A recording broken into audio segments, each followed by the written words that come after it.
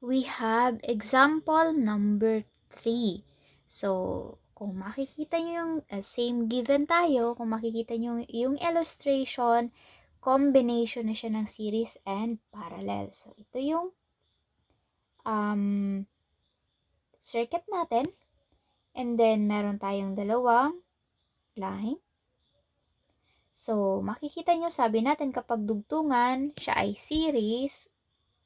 So, ito ay naka-series. And then, meron tayo ditong tinatawag na junction. Ano, so, may series tayo. And then, yung dalawang series nakaparallel dito sa capacitor number 3. So, paano ba ang gagawin natin? First step ay uunahin muna natin yung naka-series connection. Okay po, so unahin muna natin yung naka-series connection which is yung capacitor 1 and 2. So, paano makuha yung total capacitance ng 1 and 2? Diba, may formula tayo na. Total capacitance in series connection is equal to 1 over C sub 1 plus 1 over C sub 2. Okay, substitute lang natin.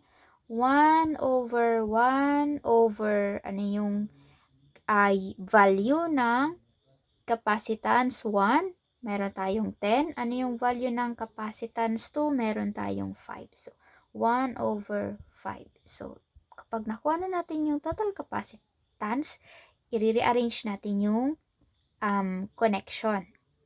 So, kunin muna natin yung total capacitance.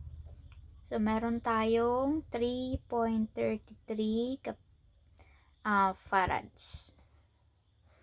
So, kapag nakuha na natin yung total capacitance sa series connection, i-rearrange natin yung figure. So, ano nang mangyayari?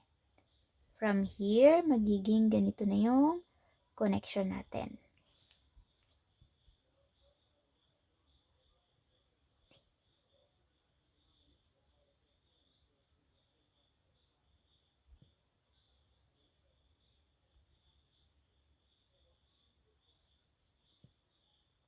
So, dito na yung nakuha nating total capacitance sa 1 and 2. Dito. Lagyan natin total capacitance 1 and 2. And then, meron tayong capacitor 3. So, kukunin natin yung total capacitance itong connection, another connection. So, tawagin natin yung total capacitance na CT prime. Ano? So, lagyan natin ng apelyido.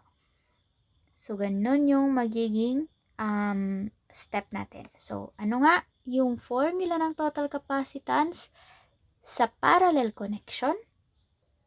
So, madali lang naman. So, meron tayong CT prime is equal to CT or itong nakuha natin total capacitance kanina sa 1 and 2 resistors plus yung capacitance sa capacitor 3, I mean. So, substitute lang natin. So, 3.33 farad plus ano yung capacitance ng 3?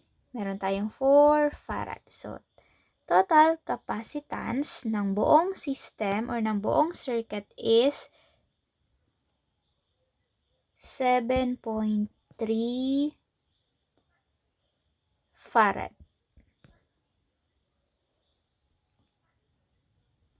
So, yan yung total capacitance ng buong circuit. So, paano naman natin kukunin yung total charge na kayang i-store ng tatlong capacitors? So, say for example, meron tayong given na total voltage, which is, sabihin natin, 12 volts.